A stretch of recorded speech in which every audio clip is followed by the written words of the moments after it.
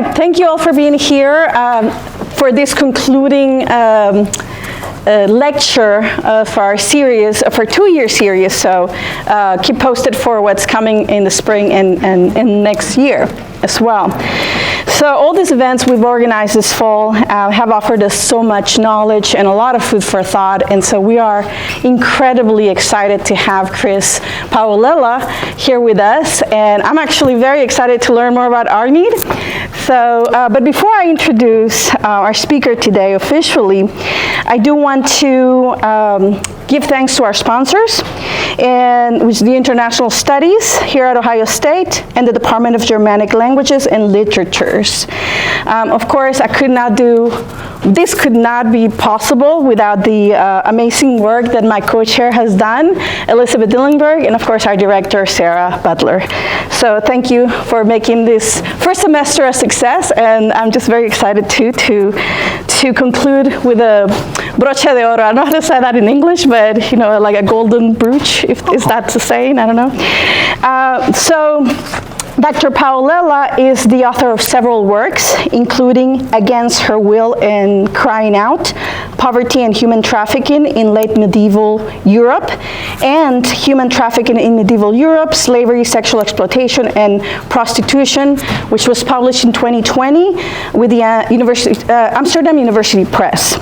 He earned his doctorate at the University of Missouri in 2019, and now teaches at Georgia State. And so, without further ado, you have the floor, and we're excited to have you. Thank you. Well, I'd like to first start by saying thank you so much to the Center for Historical Research, Elizabeth, Maria, Dr. Butler, thank you so much for being here. I'm very, very excited to be here.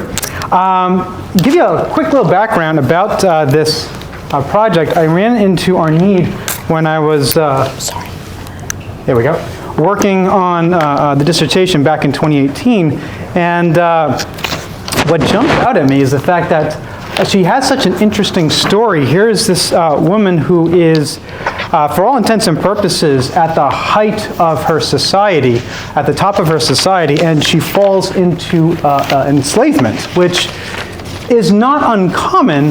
Well, I shouldn't say is not unheard of, but is certainly uncommon. But then she has this dramatic rise. As we're going to see, she finds a chest of silver, she finds treasure, she returns back to Iceland, she becomes a matriarch of probably one of the most important families in eastern Iceland during the Viking Age, and yet we know almost nothing about her. There is nothing that has been done in terms of secondary studies. There is nothing in any kind of peer-reviewed journal, nothing in Speculum, nothing in any of the major historical Viking studies, and so for me this was kind of a glaring hole in the historiography, and it's kind of become a I don't want to say an obsession, but definitely something that I've been really kind of working on more and more over the course of time. And so, without further ado, I'd like to introduce you to Arneid. In the summer of, first off, can everybody hear me in the back? Yeah, good, all right. In the summer of 874 CE, Vethorm Vermundarson, an exile fleeing political consolidation of Norway, led a fleet of 18 ships in raids across the North Sea. The Vikings' journey eventually took them to the Hebrides, where Asbjorn Skerryblaze had declared himself Jarl following the death of Olaf the White, aka Amleb Konung, in late 873 or early 874. The Vikings surrounded the longhouse with lit torches and then allowed the women and children to exit the home, whereupon they were seized and enslaved. Then the attackers set the house ablaze, burning alive the men and boys trapped within. Jarl Asbjorn's daughter, Arneid, was among the captured, and she is the subject of this lecture. Life among Viking slavers was brutal. For an enslaved woman or an ambat, physical violence and sexual assault were common and expected. Labor was arduous, material necessities were often scarce, and material comforts were non-existent. In a single night, Arneid fell from nobility, honor, and wealth to servitude, shame, and poverty. But this is not the end of her story. The goal of this lecture is to address a glaring problem, as I was just talking about, in the historiography of the Viking Age. Despite Arneid's noble status, her dramatic fall from honor, and her rise to respectability, and despite her prominence as matriarch of one of the most important families of eastern Iceland during the Viking Age, she has received little scholarly attention to date, an oversight I mean to address, and this lecture provides a perfect opportunity to continue her case study. Keep going to the wrong side. We know of Arneid from two sources: Landnámabók, the Book of Settlements, and Droplaugarson Saga. A third saga, Flottsdale Saga, tangentially relates to her story through its accounts of her husband's life and death, Ketil, otherwise known as Ketil Thrym. Of the 5 extant versions of Landnámabók, this lecture relies on the earliest version, Sturlubók, which was authored by Sturla Thordarson sometime between 1275 and 1280. Sturla was a member of one of the most powerful and influential families of 13th century Iceland. And he was the nephew of the prolific author Snorri Sturluson, who lived between 1179 and 1241 CE. So we're talking the latter half of the 12th century, beginning of the 13th. Sturla was deeply involved in Icelandic politics. He was a leader in the Icelandic resistance to Norwegian intervention in the island's affairs, and he served as the law speaker of the Althing in 1251.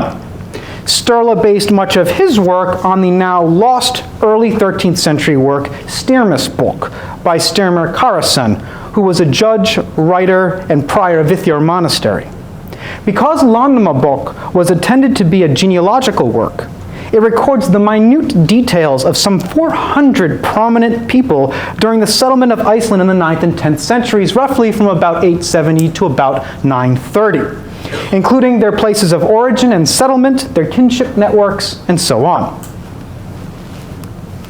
Droplaugarson Saga provides many of the details omitted in Landnámabók's laconic accounts of Vethorm's attack on the Hebrides and the circumstances of Arneid's subsequent enslavement. Droplaugarson Saga was composed in the early 13th century by a man named Thorvald, or possibly Thorkel. We're not entirely sure about his name because there may have been some errors in the transcription. So it might be Thorvald, it might be Thorkel. We're not entirely sure. We can't ask him. Thorvald, I'm going to use that word, claims in the work that his great-grandmother, Helga, lived at Arneiderstead, the very same farm that Arneid and Ketil purchased in the late 870s or early 880s, and which continued to bear Arneid's name well into the 1200s. Regardless of the veracity of this claim, the descriptions of the land and peoples of Droplaugarson Saga strongly suggest that the work was authored by an inhabitant of the Flottsdale region in eastern Iceland, where Arneid and Ketil had settled centuries earlier. The third, albeit indirect, source of information for Arneid's life comes from the Flottsdale Saga, which was composed around 1500 CE. Separated from the people and events it describes by over 6 centuries and filled with legendary stories of things like giants and magic swords and things of that nature, Flottsdale Saga, while certainly questionable in its historicity, nevertheless contributes to the story of Arneid through its description of Ketil's temperament that complements the accounts of Ketil in Landnámabók and Droplaugarson Saga. The study of Arneid's life, then, faces several challenges. First, the written sources are separated from the events and people they describe by centuries. Second, the stories do not neatly align with each other. And third, in the case of Flottsdale Saga, we can only presume the conditions of Arneid's marriage based upon the accounts of her husband's life, because she does not appear in the work. For our purposes, I prioritize Landnámabók over Droplaugarson Saga whenever their accounts differ, because of the genealogical purpose of Landnámabók and because of its relative proximity in time and space to the people and events it describes, and also because of the inclusion of legendary material in Droplaugarson Saga, despite the saga's earlier composition. Given its late composition and in its inclusion of a lot of legendary material, I use Flatzdale Saga sparingly. I should also note that the dates I use primarily come from the sagas and Irish sources, but the dates given are disputed. And many historians argue that the events the sagas and Irish annals describe should be backdated by years or even decades. Effectively, most historians agree that the dates given in the sagas and annals are incorrect, but no one can agree on what the correct dates are. Anybody here studying the early Middle Ages? No? Okay, if any of you thinking about it, this is normal, make your peace with it, all right? Therefore, given the lack of consensus among historians concerning the timeline, no big surprise there, and the dearth of reliable source material, again, no big surprise there, I have chosen for our purposes to use the dates as given to provide as coherent a timeline as possible, with the caveat being we're probably going to have to backdate this a few years or a couple of decades depending on who you ask. Make sense? Good. So, let's talk about the political situation around 874. The Viking presence in the Hebrides is difficult to describe. The southern isles, as they were known to the Vikings, only occasionally appear in extant sources. And the archaeological record, while critical, is also sparse and incomplete. The Annals of Ulster and the Anglo-Saxon Chronicle report that Viking activities in the Irish Sea began around the year 800 or so. The islands, including the Hebrides, were attacked and plundered several times between 794 and 798, likely by people coming from the modern country of Norway. Shortly thereafter, around the year 800 or so, the Vikings founded a permanent base on the southeastern shores of Ireland at Wexford. Limerick would follow thereafter in 812. By the 820s, the Vikings had renewed their raids in Ireland from their encampments in Britain, and the Outer Hebrides likely played a role in those Irish raids as staging grounds, as sanctuaries for retreat and for weathering storms and winters, and as provisioning grounds for fleets moving between Scandinavia and Ireland. By 838, with the founding of the Long Port of Dublin, the Hebrides probably became the targets of frequent and traumatic attacks from those expeditions that progressed from the west coast of Norway to Ireland and vice versa. However, the Hebrides were unlikely to have been the primary targets of the expeditions, because while the islands did have wealth, they did not compare to the religious centers of Ireland and southwest Scotland. As isolated and as underpopulated as the islands were, the native Picts were unlikely to have mustered adequate defenses against Viking raiders. In fact, the opportunity to capture and enslave the local Pictish population may have also attracted the Vikings to the islands to begin with, especially in the latter half of the 9th century when human trafficking activities throughout Viking Ireland flourished. In 853, two Norwegians, Ivar the Boneless and Olaf, claimed control of Dublin and used it as a base to attack, defeat, and subjugate southern Pictland by the early 870s. Ivar dies in 873, and upon his death, Olaf the White was named King of the Norwegian Vikings of the whole of Ireland and Britain, a title which suggests that the Viking kings of Dublin now claimed sovereignty over the Hebrides. Olaf, however, would die likely at the end of 873 or the following year in 874. The twin deaths of Ivar and Olaf in 873 and 874 respectively ushered in a period of about 30 years of uncertainty.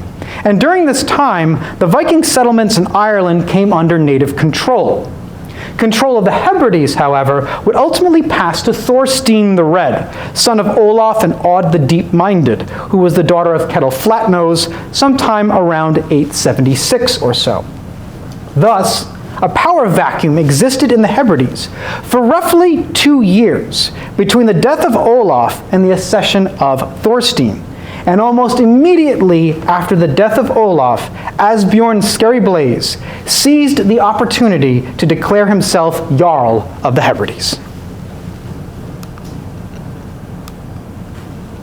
Meanwhile, in Norway, political consolidation was underway.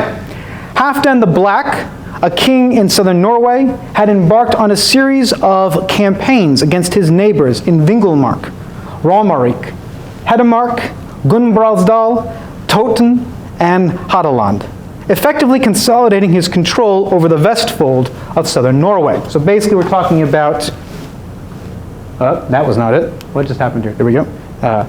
There we go. So basically we're talking about this area right in here. His son, Harald I, fine hair, he had fantastic hair, I'm quite jealous, would continue his father's conquests. And while not the king of Norway, Harald certainly was a king in Norway, and an unrivaled monarch at that. As the campaigns of conquest continued, the vanquished fled Norway. Local power and authority were in the hands of magnates known as hersers, who were the highest recognized authorities in individual locales. By the days of Harald Finehair, however, the title seems to have undergone a demotion in rank to beneath that of a jarl. Landnámabók relates that one such herser, Vethorm, son of Vemund the Old, had fled from King Harald east to Jämtland. That's this area right up in here. So we think Vethorm is probably in this area and fled over the Norwegian mountains to this area here. There in Jämtland, Vethorm cleared the forest and built a homestead. Now, power was personal in the early Middle Ages. Let me just see for a second. And royal authority depended upon the strength, the size, and the skill of the armed entourage of the ruler. Simply put, the more armed men the ruler commanded, the greater their ability to project their authority and to enforce their will. The loyalty of those men, however, could never be assumed. Rulers effectively purchased the loyalty of their men through a steady stream of gifts and rewards for steadfast and successful service. Warriors supported monarchs in exchange for such largesse, as well as for the chance to win fame and glory. The monarch's authority in turn rested on the support of these warriors. Largesse thus bound the prosperity of the warrior to that of the ruler. Rulers who could not pay their men could not count on their loyalty, and they would not rule for long. Wealth thus was the sine qua non of early medieval authority. Thus, Vethorm, as a local chieftain, risked losing his political power now that he was in exile. The inability to pay his men meant their likely desertion as they sought service with more successful and promising rulers. To retain the loyalty of his men, and thus his power and prestige, Vethorm needed wealth, and to that end, he took to the seas in the spring of 874. Grave goods and several hoards from the 10th and 11th centuries suggest that by this time, the Hebrides certainly held such wealth as Vethorm needed. These are some of the hoards that have been found in the Hebrides, dated to the 10th and the 11th centuries. There are 4 major known hoards, some of silver and some of gold. However, of the 4 known hoards from the Hebrides, none date to the late 9th century. And so, the archaeological evidence thus far is only of limited use in understanding the allure of the Hebrides to a man like Vethorm. The archaeology at places like Kilfeder and Bornay on southwest and Udal on northwest, so basically we're talking about, this right here. So basically we're talking about right here, right? And so basically 21, 22, this area here, and 19, this area up over here, so here, and down over here. The archaeology at these sites does suggest that Vethorm's raid on the Hebrides was not an isolated incident. and that Viking attacks on the native Pictish population increased over the latter half of the 9th century. Sweeping changes in artistic styles, material composition, and organic remains strongly suggest that Viking incursions at the end of the 9th century were both widespread and sustained, leading to the systematic depopulation of many native Pictish settlements. In fact, the material evidence at the Viking settlement at Udal in northern Uist suggests that the Norse had stripped the islands of their indigenous populations by the early 10th century. Unaware of Vethorm's fleet, the household of Asbjorn Skerryblaze filled the Jarl's hall. The Jarl's family and his retainers and warriors would have called the hall and its grounds home. In the hall of the abode of Asbjorn Skerryblaze, Arneid, daughter of the aspiring Jarl, would have gazed upon rich tapestries that hung from paneled walls, and which told the stories of the gods and the 9 worlds. Through soft, smoky light of tallow, beeswax candles, and oil lamps, she would have wandered among brightly painted wooden pillars that rose from the stamped earth, and from whose lofty heights carved animals and creatures of fantasy watched over all beneath them. In those happy days, dragons of alder and elm had kept their vigil as Arneid slept beneath them upon fur-lined platforms that ringed the room and raised her above the chilly air and the feet below. What you see here is a recreation of a 10th century longhouse in Iceland. And as you'll see, it's much sparser than the image I've painted for you. This is something that we think an average freeborn person would have lived in, not someone as a Jarl.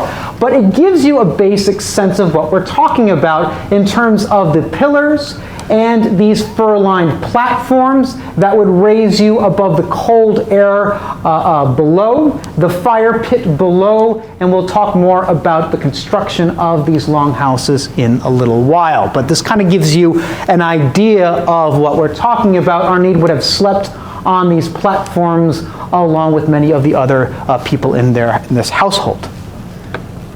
The Hebrides off the western coast of Scotland were woven into the growing Scandinavian commercial networks that would eventually span the distance from Greenland to the Russian interior. And Asbjorn Skerryblaze and his household would have been positioned to enjoy the luxury and wealth of that far-flung trade.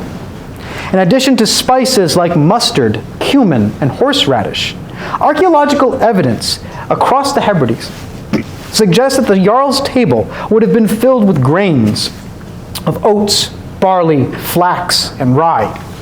Herring, cod, hake, and ling were taken from the abundant waters of the isles, and cattle, pigs, sheep, goats, and wild deer were all a part of Arneid's diet. She would have enjoyed the soft touch of long, colorful, and elegant trailing gowns of wool and imported silk, which were embellished with embroidery or applique and trimmed with fur. A shawl or a cloak fastened with a rectangular or oval brooch of silver and gold kept her warm against the cold winds of the North Atlantic. And she had once worn gold and silver bands about her arms and throat, and silver rings adorned her fingers. As a noble, Arneid may have worn her long raven hair and a fashionable knot tied behind her head, such as what we see over here. And you really can't see it, but you can see it in these figures as well.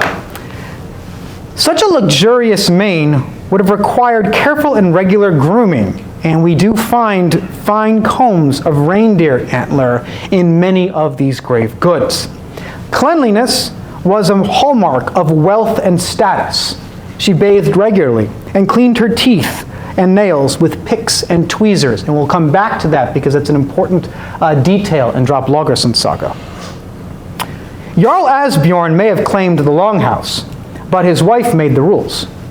Noble or common, wives were the managers of the domicile and were the authority figures of the home. They kept the keys to the chests and caskets, which stored weapons and valuables about their waists.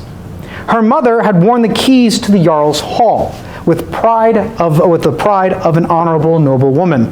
But we know very little of her mother's identity. Landnámabók tells us that Asbjorn's widow was named Alof, daughter of his first wife, Thord the Wagging. But we do not know if Alof was Arneid's mother.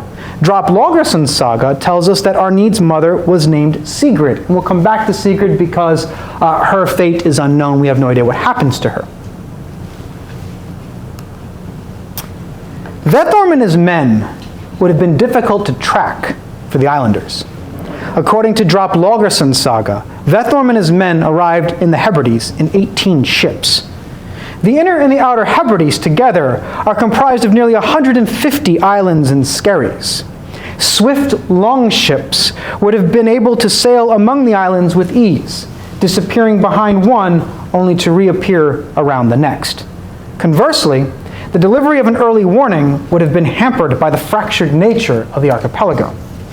According to Droplaugarson Saga, the attack occurred at night, after the Jarl and his household had gathered and settled in the hall for the evening. Vethorm and his men surrounded the longhouse, but allowed the women to leave. As the raiders torched the home and burned Asbjorn and his men alive, they then divided the women as so many spoils of war. The circumstances surrounding Arneid and her mother during the raid are difficult to ascertain. According to Landnámabók, a raider named Holmfast, Vethorm's son, claimed Arneid for himself and then presented her as a gift to his father. Meanwhile, Vethorm's nephew Grim married Elof. However, Droplaugarson Saga relates that Vethorm took both Arneid and her mother Sigrid to his homestead in Jämtland, and the fate of Sigrid remains unknown. At this point, Vethorm's party parted ways. Grim sailed for southern Iceland, where perhaps he would later meet Ketilthrym. According to Droplaugarson Saga, Vethorm's brother Guttorm remained behind to claim the Hebrides. But if this is so, he cannot have remained in power for long because Thorstein the Red would consolidate control of the island within a few years. For his part, Vethorm was intent on returning to his homestead in Jämtland and set sail for Konungahalla, an emporium of some international standing and repute in southwestern Sweden during the Viking Age. So we're talking roughly from the Hebrides through the Orkneys and the Shetlands, down up to Konungahalla here, up to Jämtland, somewhere in this massive area. So I don't want anybody to look at this as this is absolutely the route they took. This is a best guess, but did they go this way? Did they go up over here? Did they round it? We're not entirely sure. This is a basic idea as to where they may have gone. Now, the week at sea aboard Vethorm's longship was cold, clammy, and uncomfortable. A week in which Arneid seldom knew a moment's peace. Viking longships of the 9th century were not specialized, as they would become later in the Viking Age. A 9th century longship could serve as a merchant vessel and a ship of war with equal ease. The Gokstad ship may serve as an instructional aid. It was built in the middle of the 9th century, so roughly contemporary with Arneid. It's approximately 70 feet long and nearly 16 feet wide and about 6 feet deep amidships. It has a clinkered style hull, which is constructed from 16 overlapping strakes on each side with 16 oar ports per side. There were no oarlocks because, as you see in this recreation, we'll get into that in just a second, okay, there was a shield batten here which would hang those shields. In fact, the ship was discovered with 32 shields on each side, 64 in total, tied to the shield batten, each shield overlapping the next. Elsa Rosdahl estimates the ship could likely carry a crew of perhaps 70, which would allow for rowing in shifts. So anywhere between 34 to potentially 70 people. This is a recreation of the Gokstad ship, which was brought to Chicago for the Columbian Exposition of 1893. You can see the famous White City in the background there. And you'll see that there is this tent here in the center, which would protect the crew from inclement weather. Now, this style of hull would bend and flex in the waves, making sleep difficult. Yet fear, perhaps even more than discomfort, kept Arneid awake at night. Sexual trauma was common and expected for women and children caught in the web of Viking slavers, and Arneid would likely be no exception. Viking ships, as you see, offered no privacy, and Arneid would have likely endured her assault in view of Vethorm's men. The Vikings came ashore near Conungahala, several weeks' travel from Jämtland to the north. Through the dense forests, along a few dirt and gravel roads and raised causeways, and following trails blazed by herders and their animals, Vethorm led Arneid to his homestead in Jämtland. Because the ground froze during late autumn and winter, travel was actually typically easier and more common during the cold months than during the spring and summer, when the wet ground turned to mud and bound the wheels of carts and clung to the hooves of draft animals. Thus, while the journey to Vethorm's home in Jämtland would have likely been long in terms of distance, if the ground was frozen, then travel time may well have been shorter than we might expect otherwise.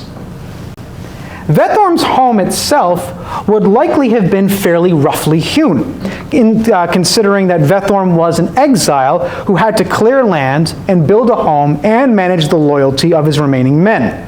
Jämtland, as you see, is inland, or as we saw, it was inland, but still close enough to the sea to experience the moderating influence of the Norwegian current, a branch of the Gulf Stream that brings warm water up the coast of Norway. However, if he settled further east and inland, those winters get quite cold and quite snowy. A home built with thick turf walls, the interior sides of which would have been lined with wood, would have provided effective shelter from the cold. In some places, a second outer layer of stone was placed over the turf as further protection from the elements. The home may have featured a timber-framed roof topped with turf, with branches placed between the timber frame and the turf to allow for air circulation to prevent rot, such as we see here. A layer of birch bark would have acted as a natural waterproofing, and a layer of live sod would have been placed over the entire roof. The roots of the grasses would bind the structure together and add an additional barrier against rain and snow. Through the roof, wood-lined smoke holes would have allowed some of the smoke from the fire pits to escape the house, and also to allow in some light.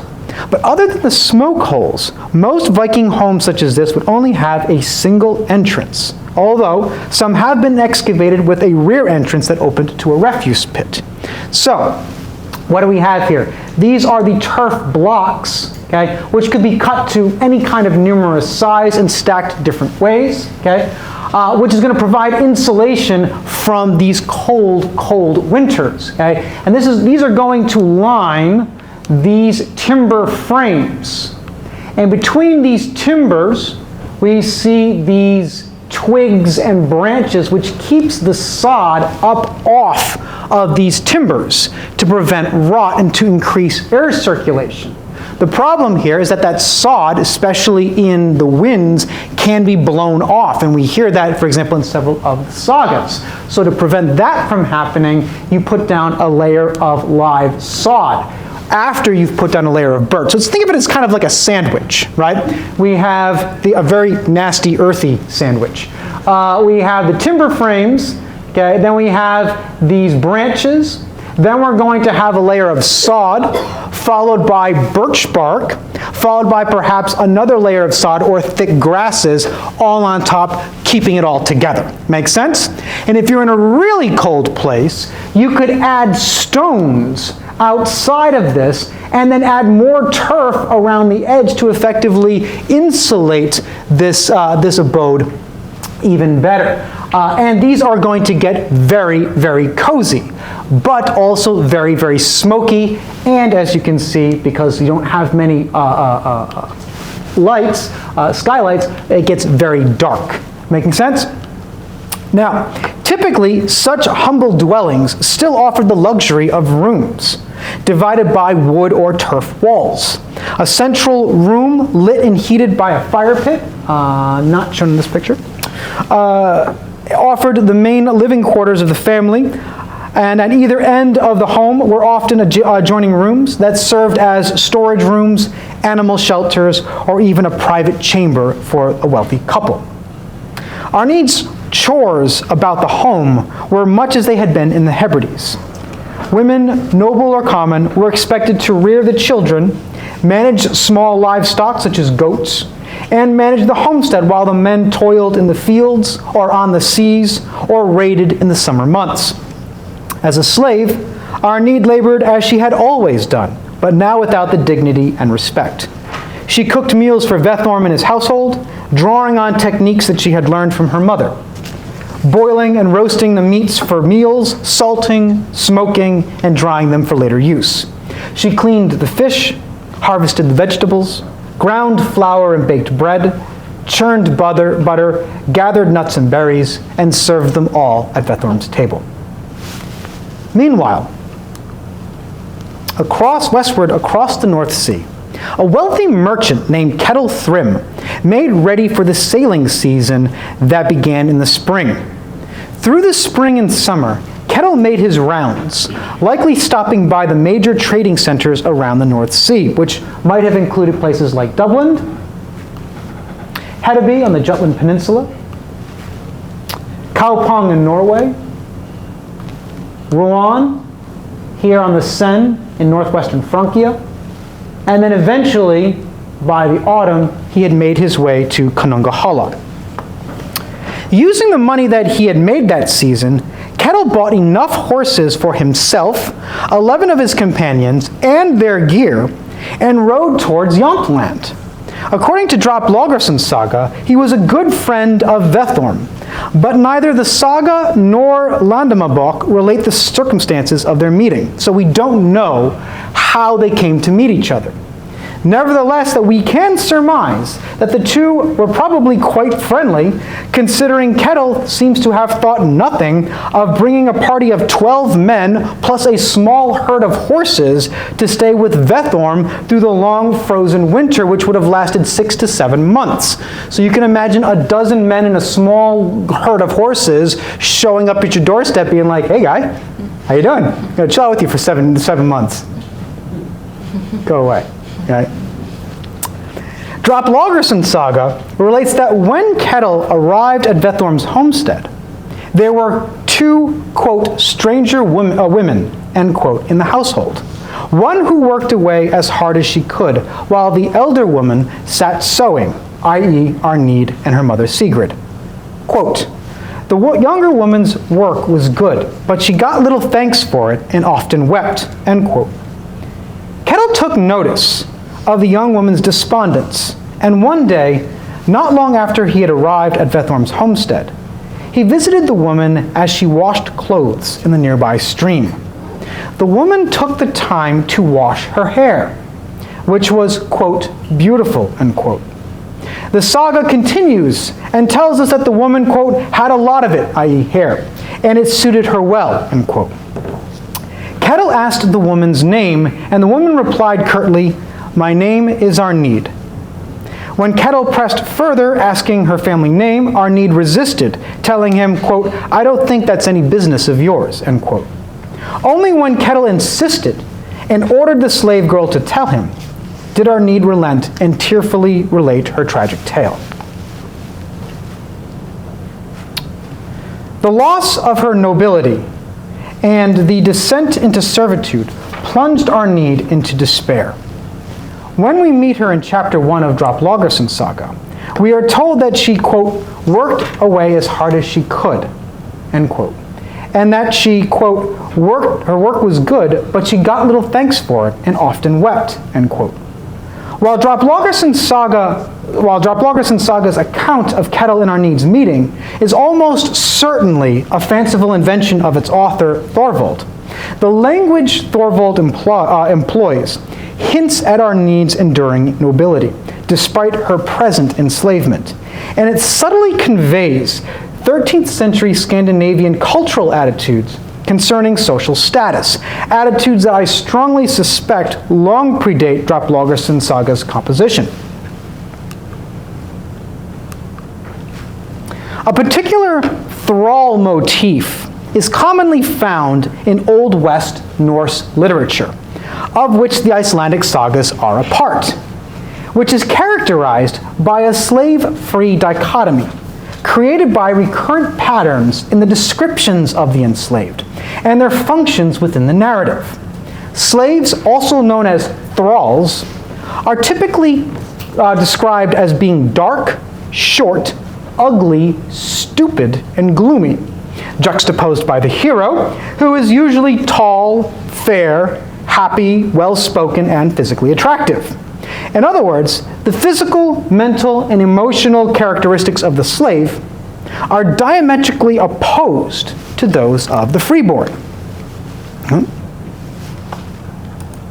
Stop. There we go. Many of these servile characteristics are denoted by naming conventions for slaves.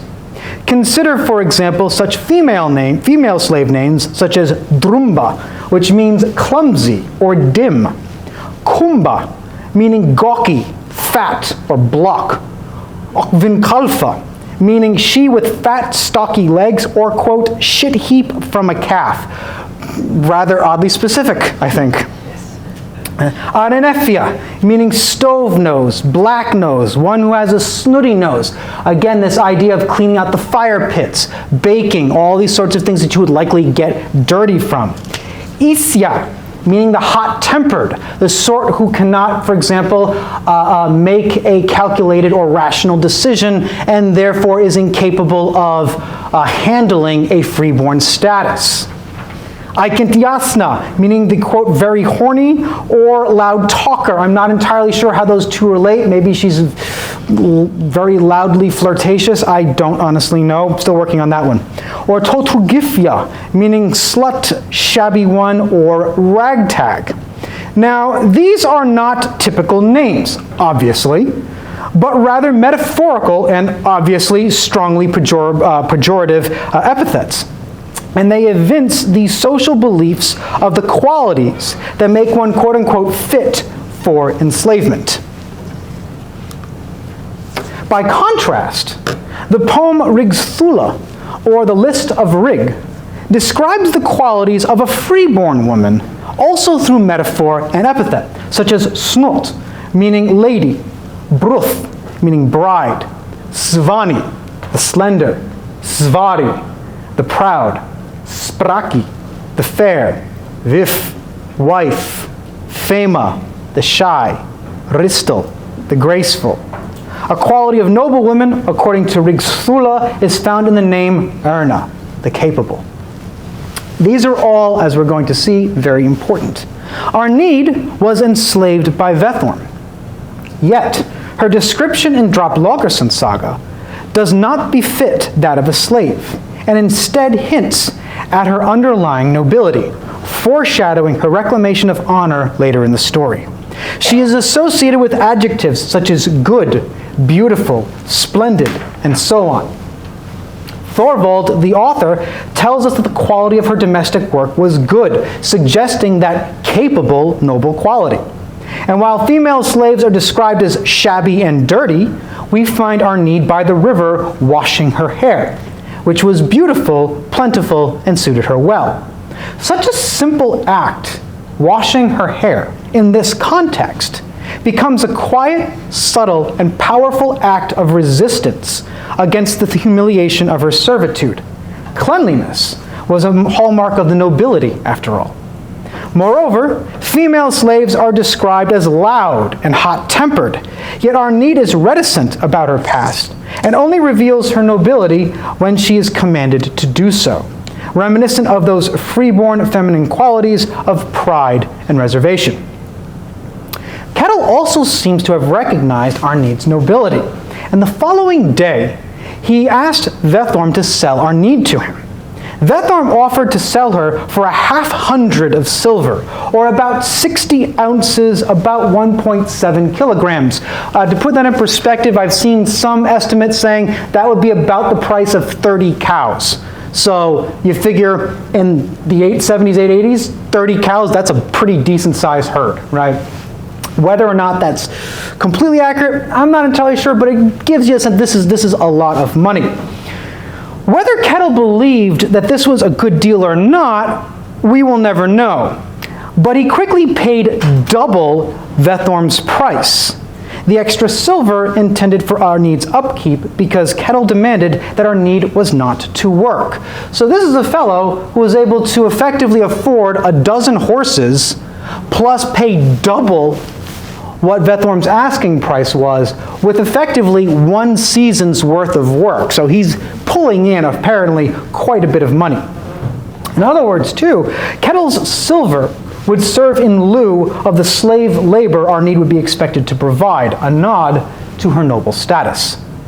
The following spring, Arneid, Kettle, and his companions left Vethorm's farm for the shore, intending to sail to Iceland.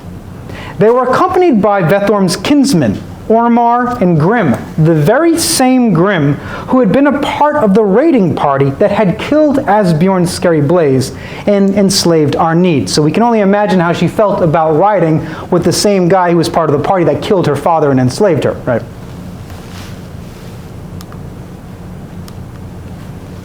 While en route, Kettle and Arneid anchored one day in the shallows of Oslofjord. Okay, to give you an idea as to where we are here, right? Here's Konungahala in southwest Sweden. Here's Oslofjord, basically at the mouth of the fjord that runs up to what is today modern-day Oslo. In the fjord, they anchored there as a storm approached, and Arneid asked Kettle for permission to leave the ship to forage for nuts. And he agreed, provided that she took another woman with her from their group, and that she returned before the storm. While foraging, Arneid found a chest of silver buried in the sand. Hoards such as this were common in the 9th century, as people chose to bury their valuables rather than risk their theft in the political tumult, with the intention of returning to retrieve those goods once it was safe to do so. In this case, Arneid either found the hoard before its owners returned to claim it, or the owners were unable to reclaim it for whatever reason.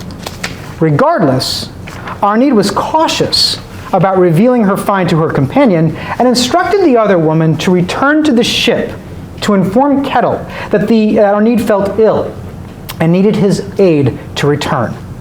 Once Kettle had waded through the surf to her, then Arneid revealed the chest of silver. With such a treasure at his feet, Kettle then did something remarkable. He had purchased Arneid as a slave and had not officially freed her. As such, he could lawfully claim Arneid's find as his own. And yet, he offered to return Arneid and her silver to her family in the Hebrides. Arneid did something likewise remarkable. She turned down his offer and decided to stay with Kettle and returned with him to Iceland. In eastern Iceland, west of Lake Lagerfljót, the two bought land, and the farm became known as Arneiderstead. Kettle became a Gothar, a political and religious leader in Viking Age Iceland, and he paid for that position with silver. With a new farmstead and newly entitled, Kettle married Arneid, quote, as she was a most splendid woman, end quote. No longer a slave, Arneid rose once again to the heights of her society. Now married to Kettle, Arneid would have worn the keys to the house upon her waist. Her management of the farm was so skilled that the land came to bear her name. This was unusual, for typically, farms and homesteads bore the name of the man who bought the property. But in this case, the farm was named for Arneid and remained so for over 3 centuries thereafter. Her marriage to Ketil, however, may well have been volatile. Flottsdale's saga, for example, relates that Ketil was generally, quote, a very gentle man who was mild and self-controlled, end quote.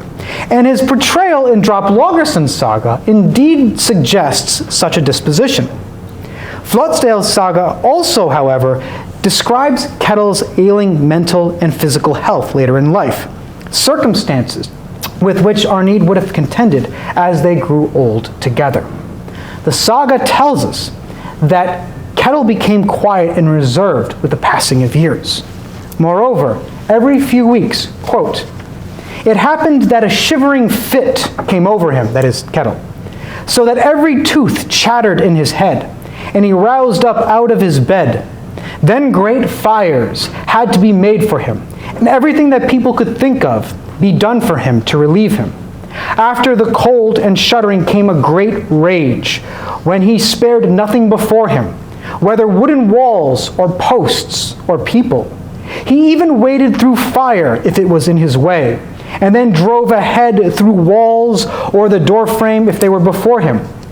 And people got out of his way if they could.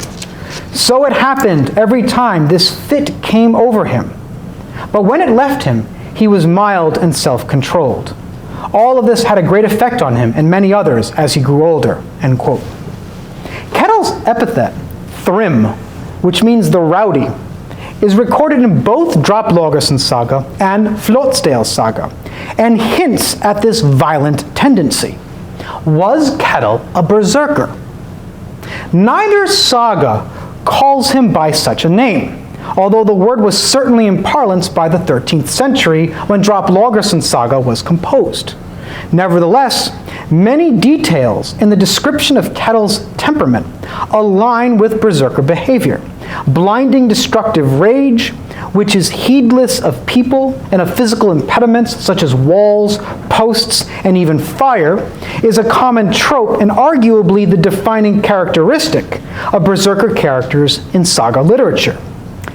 If Ketil did exhibit this destructive rage, we can only then imagine the challenges that Arneid faced in her marriage to such a man. Alas, however, the sagas do not say.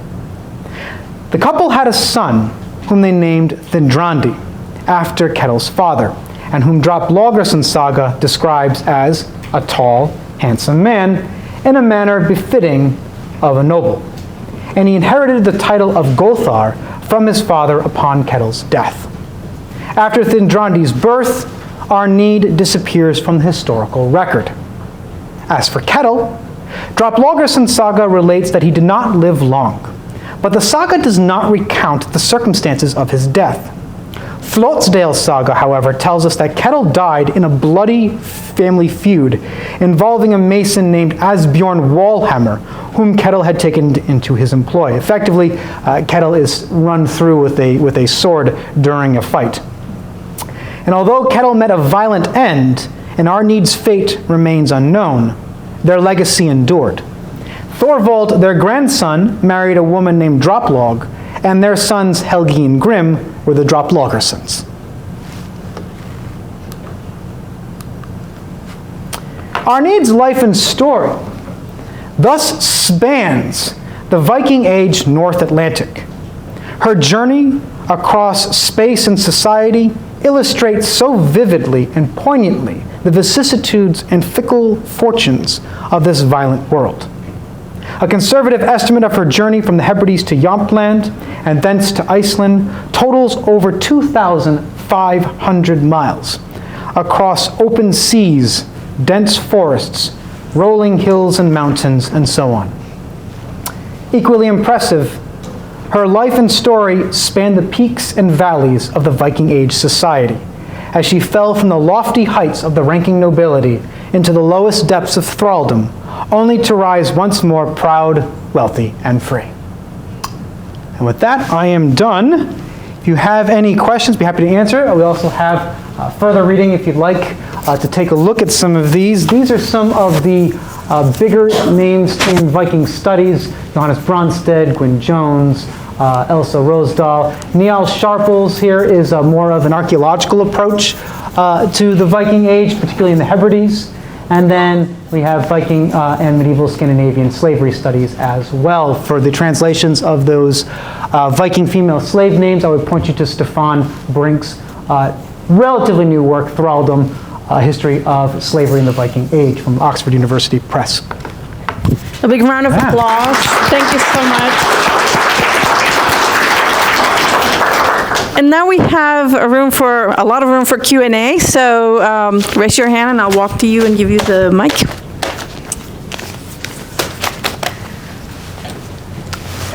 I'll ask what I think is the obvious question. Why did she stay with him? Yeah, that's a great question. And I can't... She had nothing to go home to, or? So yeah, there's a lot of questions. Why is she staying? I mean, I can only surmise, right? We can't ask her. But for one, my guess is it's probably very painful. She had lost her family, in that horrific attack. Her father was burned along with all of his men. Many of them were probably her friends. They were burned alive in this longhouse. And so what is she really going back to? Moreover, by this point, Thorstein the Red has claimed control of the Hebrides. So is she now a potential rallying point for his own rivals? Would she even be allowed into the Hebrides? The other thing too is she may well have loved Kettle. He treated her, as far as we can tell, very, very well. And so if he is so wealthy that he can afford a dozen horses and afford to pay double her asking price, he's probably going to be fairly well off. He's treated her very well. They've probably spent a very long time together over the course of the winter and spring, so they've probably gotten to know each other. So it may very well have been that she also just genuinely loved him.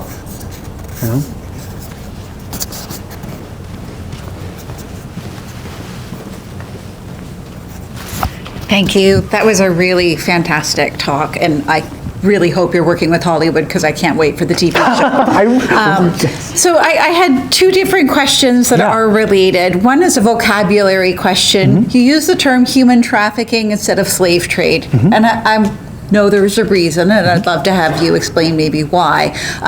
But I also was wondering if you could tell us just a little bit more about what about her experience is normal for human trafficking of this period? Sure. I mean, I realize that she wasn't normal being a woman of the nobility, but what about her experience in general? Sure.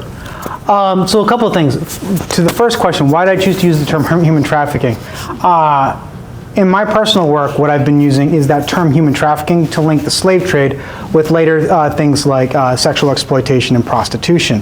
And so human trafficking is this umbrella term for my work that links the slave trade of this time to later trafficking activities, say in the 14th and 15th and 16th centuries.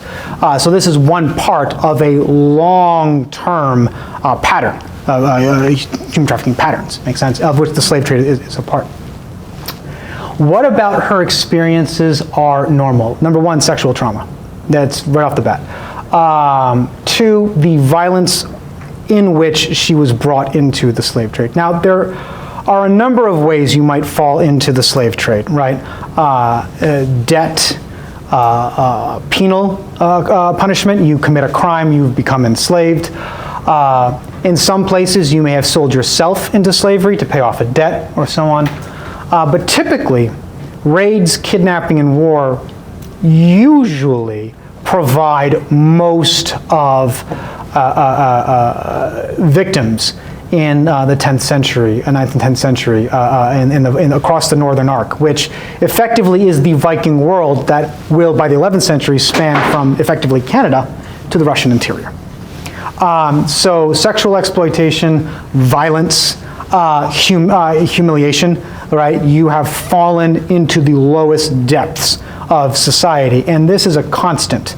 I'm not going to say everywhere. There are some cases in which slaves are not at the lowest ranks. For example, the Janissaries or the Mamluks, or in some cases, the slaves of Roman emperors would be very, very highly ranked. But in general, when you descend into slavery, you are at the bottom. And so you go from in her case, from the heights to the lowest depths of slavery and servitude. And we saw these just in terms of the names, right? The epithets that they would use. And so that humiliation, that shame that comes from the loss of freedom would have affected her and anyone who was freeborn profoundly. And one of the things that I'm thinking about making an argument here, and again, I'm kind of polishing this still, is this idea that the reason why Thorvald, the author, makes such an attempt to hint at her nobility is that enslavement was terrifying for the nobility. You lose if you're at the top, it's a long way down. And so this idea that you would permanently lose that status and be permanently shamed for the rest of your life, even if you managed to get out of slavery, was too much for the nobility.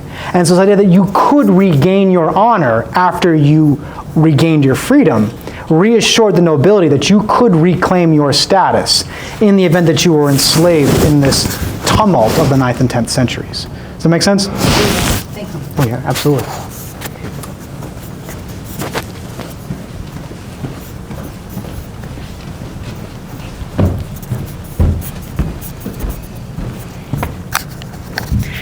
Thanks so much. That answer kind of raised an observation / question that I had, and I was wondering if you could talk a bit more about this fall from grace, this fall into shame, this fall from height to lowness, and yet we meet her doing the same kinds of chores and work she would have done in her household, and we have a linguistic, cultural world in which the language and shared culture and communication.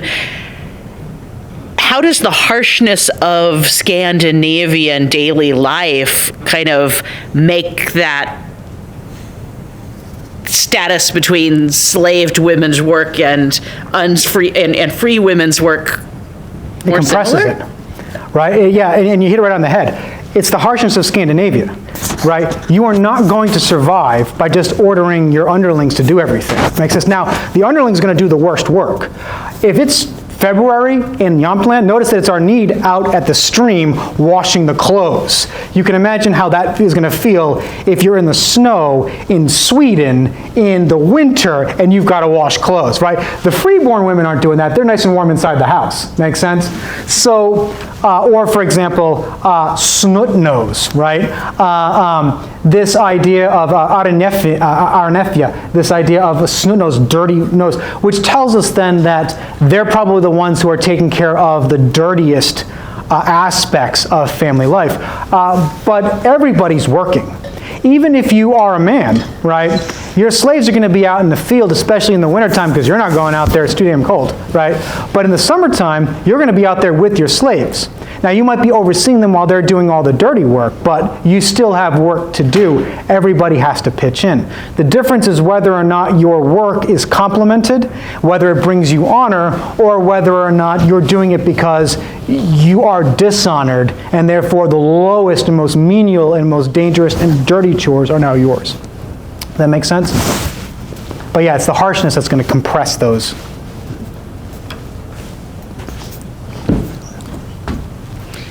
I can just like yell, it's okay. Oh no, we need the mic for the videotaping. I'm just gonna walk across, but it's easier. And who was on this side? Sorry, thank you. So it's like, it's okay if there isn't like an answer to this, but I was just kind of curious, since I assume like she had like fair skin, like, you know, Scandinavian people, I was curious if there was anything they did to like physically identify slaves. Like I know you said that they like would have maybe like a sooty nose or something like that, but I was just curious, as she was like had pretty hair and like would wash up in the river, if there was anything that they did to like dehumanize them more than just the words, like in physicality. Sure. So that's a great question. It depends on where and when, okay? Typically, when you are, this is going to really kind of, so let's kind of rewind here a little bit here. It is generally speaking taboo to enslave somebody within your social group. And you can define that social group however you want. Ethnically, religiously, geographically. I enslave people from that town, not this town. Make sense? Or I enslave Muslims or Jews, but not Christians. Or I enslave people from the Arab world or from the East, but not people from, say, Western Europe or something along the line. You can define however you want. If you are enslaving somebody who physically looks like you, then you have to do something to denote that they are a slave versus something else. Make sense? Now you can do this a number of ways. There are records, for example, of people being mutilated, right? So for example, their septum might be slit, their ears might be cut, they might be branded, they might be tattooed. So there are a number of ways you can do that, but you typically don't want to mutilate them in a way that's going to make them unable to fulfill their basic functions. So I'm not going to, for example, necessarily brand, right, a concubine or somebody who I'm expecting to do heavy field work because I don't want to injure them. Make sense? So I might just cut their nose or something like that. The other thing that you can do is you can also use personal accoutrements, right? So for example, collars are going to be a big thing. For example, the Bulla Regia, which is found in North Africa, a slave collar with a tag on it that literally says, "I am a slave who has escaped from Regia, hold me for I have fled." Right? And it literally tells people that I am a slave, and if I'm not in the presence of my master, I have run, get me. Make sense? So there are a number of ways that you can do that. In Scandinavia, if you're a member of Scandinavian society, typically speaking, we're not going to see that kind of mutilation. That said, if they were, for example, Irish, we could absolutely see that kind of mutilation going on. And Irish slaves, Gaelic slaves, for example, account for anywhere between 10 to 40% of the population of Iceland during the settlement age, if we look at Landnámabók. So, Thank you.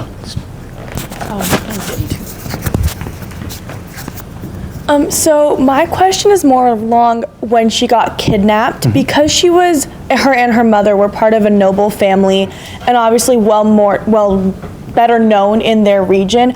Why didn't anyone try to find them? Because I know they're very strict with honor and doing good deeds and like maintaining their honor. So why didn't anyone try to go after them and try to find them after they were kidnapped? That's a great question. My suspicion is because, number one, Asbjorn Skerryblaze was probably very new. In other words, he doesn't really even last a year in his position.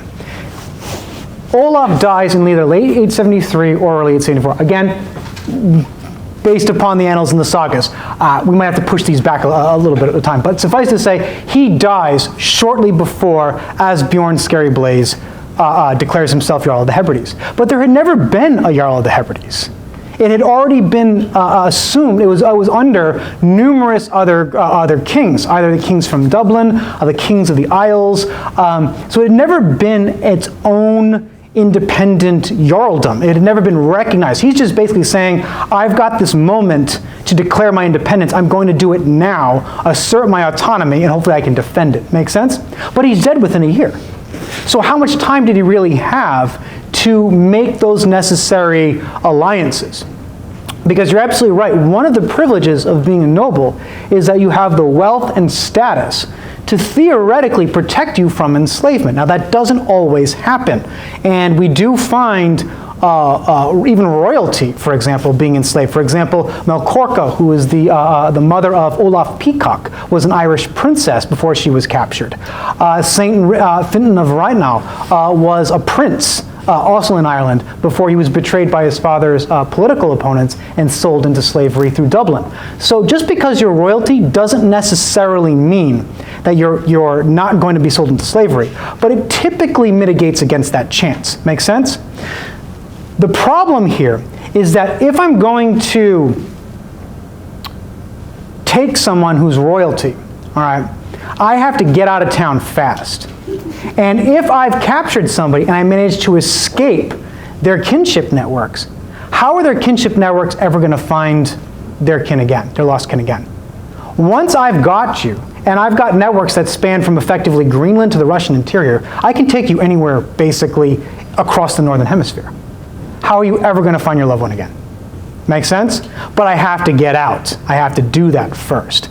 In the case of Asbjorn Skerryblaze, because they were so isolated, because he was such a new Jarl with probably very few political allies, all right, they were isolated both geographically as well as politically. And so trying to reclaim her was probably just never going to happen. Make sense?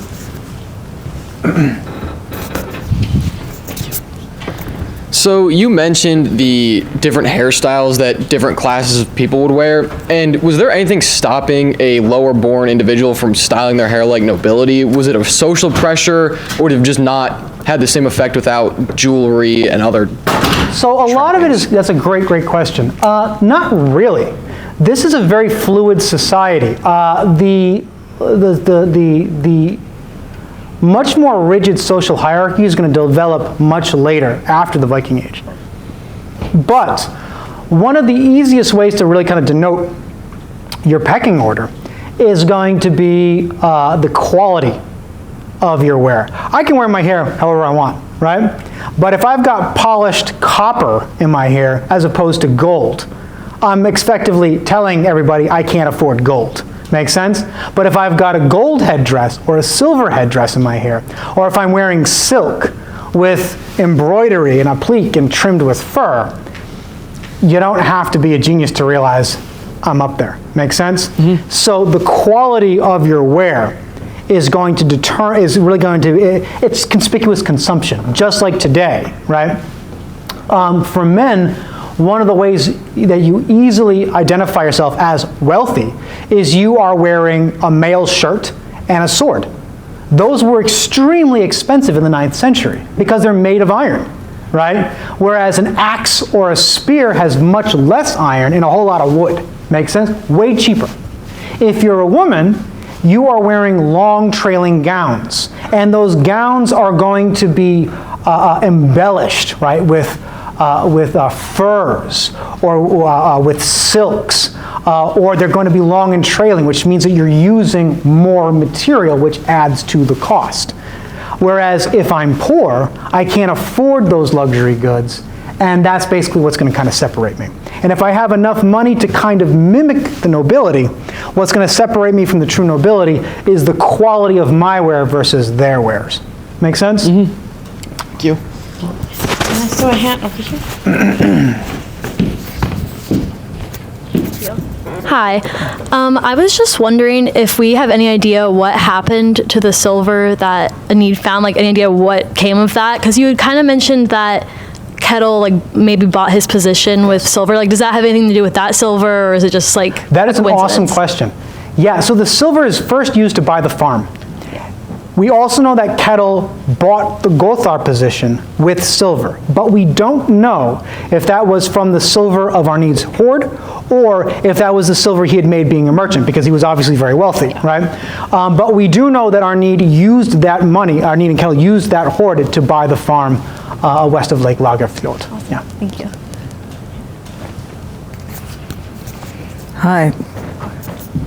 Hi, thanks so much. I should answer my own question by going home and reading Stefan Brink's book, which has been on my shelf for 4 years. I still haven't gotten to it, but you're here, so I will ask you. You were talking about marking slaves by mutilating them. Like, what do we know about that in the Norse era? Like, what's the evidence that Gaelic slaves were marked through mutilation? Mostly through sagas, through saga evidence. So we see some of that there, but this is about the 800s or 900s. So when we're talking about mutilation, I'll give you another example, castration, right? Big happening, especially in places like northern France, which was also happening, which is also part of this northern exchange network. So even if the Norse themselves weren't doing this, okay, they're selling those slaves oftentimes into these areas, Verdun, for example, that are also contributing to this mutilation. So the evidence for it is going to be literary, as well as, in many cases, circumstantial. We can assume that, or at least we can theorize, that if we have these massive slave centers that are practicing things like castration to be sold, for example, into places like Al-Andalus, that these places so close to the Northern Arc are probably getting many of their slaves from these Viking traders, because they're selling these slaves. These slaves are not just being used in medieval Scandinavia. Medieval Scandinavian society is not big enough, it doesn't have enough wealth to absorb all of these slaves. You have to do something with them. What are you doing? In many cases, we believe they're selling them. So I come out of like literary and folklore when I come to the sagas, and I'm just trying to remember a bit in the saga where the slave is mutilated. I haven't read Droplaugarson Saga, but I'm trying to remember one, and I can't remember one. Yeah, I'm trying to remember now off the top of my head, and off the top of my head, I don't have that answer for that one. Fair enough. There are a lot of them. Back and look at the individual source sagas themselves. That's a great question. Thanks so much. Absolutely.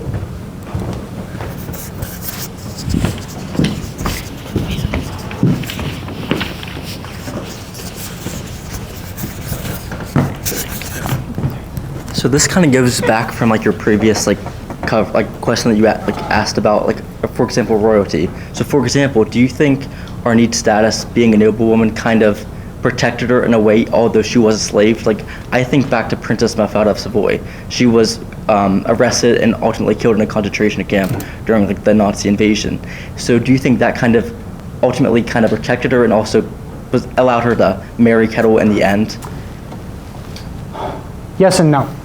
So, no in the sense that it did not protect her in this case, clearly. But yes, in the sense that it likely would have made Arneid a more attractive choice for Kettle. We know that royalty who were enslaved typically fetched a higher price. For example, Melkorka, the mother of Olaf Peacock, Laxdæla Saga, tells us that when her purchaser, a merchant named Hoskold, met her just in off the coast of what is today modern-day Sweden. There was a fair going on because there was a major meeting of kings, and so market fairs would often happen at this point. He meets this Russian trader named Gilly. And by Russian, I mean Rus, so probably a Swede, who had come from the east, and he happened to have Melkorka among a dozen other women who he was selling. But Melkorka, being an Irish princess, he was charging triple the price. And Hoskold paid that money in order to get that Irish princess. Makes sense? Yeah. Much to the chagrin of his wife, Jorunn. And in this case, we see Arneid being sold, or basically being paid for twice the asking price. Makes sense? In the case of Fintan of Rhino, he was never actually sold. They tried to sell him, but he escaped. He dives into the water of the North Atlantic, and God saves him and brings him to the island, and he's able to escape his traffickers ultimately. But at least according to the stories. So that what this tells us then is the fact that they're willing to pay so much more tells us that noble status, okay, meant a lot. That they're willing to pay triple the price, double the price of what an ordinary slave would be. Now, why? Well, my guess, and again, this is nothing more than speculation, they were probably better taken care of. They probably had, in terms of lifestyle, better food, better hygiene, right? They had access, the ability to comb their hair, to pick their teeth with tweezers, with picks, probably better clothing. They probably had a better diet in the sense of it's more diverse in terms of calories. It's probably much more regular, which means they're getting better nutrition, which means they're physically in better conditions than somebody who's poor, which means that not only is their social status higher, but my suspicion is also their physical attraction is also likely going to be higher as well. So that's my guess, but I'm just going to say it's a guess. I can't obviously, say for sure.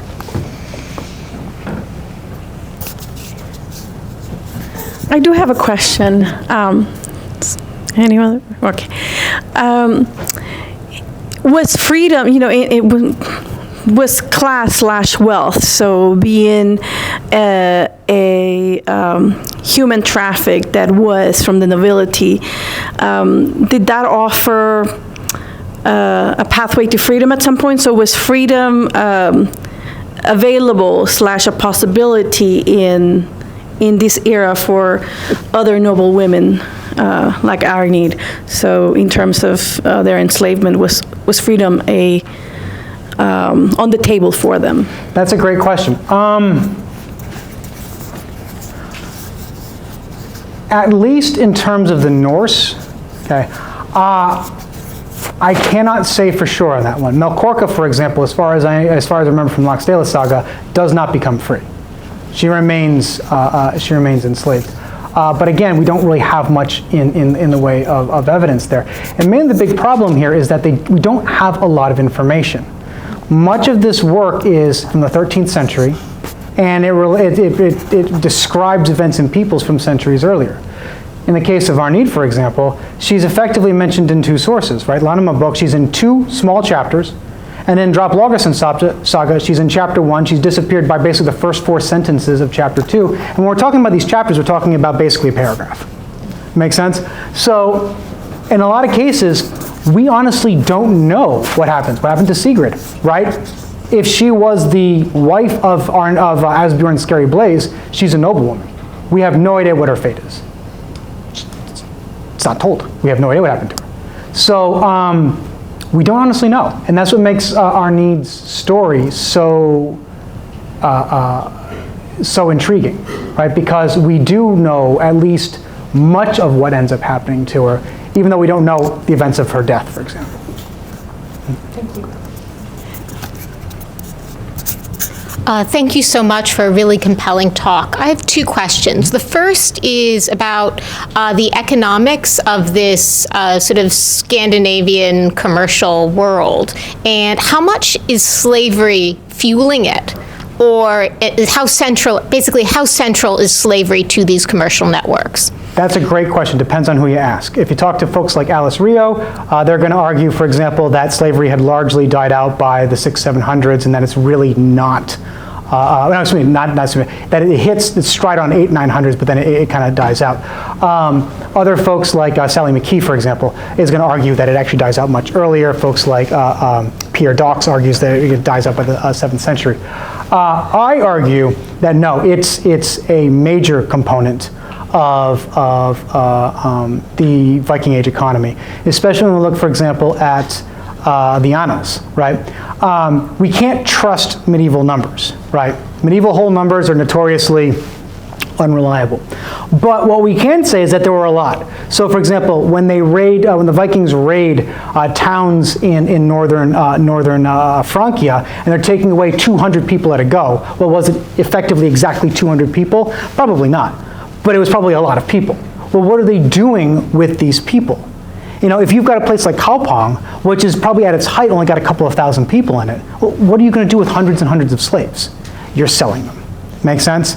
And the reason why I'm going to argue that is because when we look at the hordes, we see so much in the way of, for example, Arab coinage.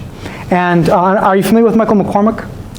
So Michael McCormick makes the major argument, obviously, that for those of you who are unaware, who aren't sure of what I'm talking about here, Michael McCormick is going to argue in Origins of the European Economy that the Europeans in the 700s, 800s, and 900s really only have a few things that the Arab world values, one of which is their own people. In other words, slaves.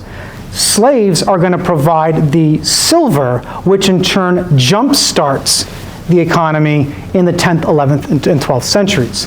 And so where are they getting the silver from? They're getting it from these slaves. And so my argument is it's widespread, and it is a critical piece of their trade. Is it their only piece? No. They're selling amber, they're selling swords, they're selling honey, they're selling a lot of other goods, walrus tusks, ivory, right? Furs are a major part of it. But slaves are a central component to this trade. And my second question is, you spent I really enjoyed the section where you talked about words and how that's ascribed to names for women, and how Arneid, she doesn't fit the normal conceptualization for slaves during this period. How much of that is that these accounts are written after the fact, so that they know that that she, they know that what's the word? She's elevated out of slavery as they're chronicling her as a slave. Absolutely. So, and this was one thing I wanted to stress in the lecture, is that these are 13th century attitudes, right? Because Droplaugarson Saga was authored probably sometime in the first half of the 13th century. But these attitudes don't come out of nowhere. And so my suspicion is they probably long predate the 13th century and are written down in the 13th century. But these are still, regardless of my personal suspicions, these are still 13th century attitudes. Make sense? So I don't want to say unequivocally that these are the attitudes of the 9th century, but I strongly suspect that there is at least influences and parallels to what we see in the 9th and 10th centuries that are later written down and probably refined during the Icelandic golden age, right, of saga writing. But again, 13th century. Hi, thank you. I agree that the list of terms for women of the different social status is really interesting, the philological piece of this. Can you elaborate a little bit on how many examples you're seeing of low status women being described in texts? I mean, coming from the romance studies, Sure. Lower women of low class are pretty much invisible. Yeah. In 12th to 15th century texts. Are they less visible in the Scandinavian sources you're looking at, or you've said that Arneid is an unusual example, but how often do lowly women show up? So that's a great question. Many of the names that I showed you comes from the Rigsthula, right? So, but there are, on occasion, we do see other women coming up in the Scandinavian literature. The list that I gave you comes from that list. Stefan Brink has a number of other women that he lists, but I didn't put all those other names up there. But he lists about 4 or 5 other names that are not from Rigsthula, that are from other sagas. And so for that part, I would point you to his work on the philology of that. But they are present. They are not as present as, say, for example, the kings and the heroes. But they are much more present than, for example, in Western literature, for example, on the continent. When we look, for example, at the histories, for example, of England and France, they're the ones that kind of really talk about the great deeds of great men, for example, and on occasion queens. There's really not much effort paid towards commoners, right? They're described typically as these massive groups. Make sense? We don't really see that with the Icelandic literature, and that's what makes them so fascinating. These are stories of ordinary common people and the stories of their families and their blood feuds being described here. That's not the case with Heimskringla or anything like that, but at least with the family dramas and the family sagas, we get a much more granular look at those lowborn, not the lowborn, but freeborn common families, and that's where you start seeing those slaves. But even there, typically, the slaves don't get a lot of time. They even the sagas. Arneid, like I said, gets a couple of paragraphs, right? Asbjorn Wallhammer, who starts this bloody feud that kills Kettle, he appears, right? But his social status fluctuates.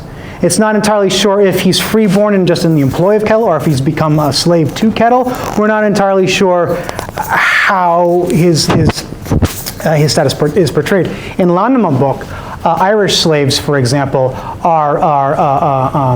kill several of their owners and flee after they capture the women, and flee to an island off the coast of Iceland, and they're pursued and killed. So not mutilated in that sense; they're just outright slaughtered, right? but even there, we don't know their names. So they do appear, but the names are not always recorded. Does that make sense? I do have one last question.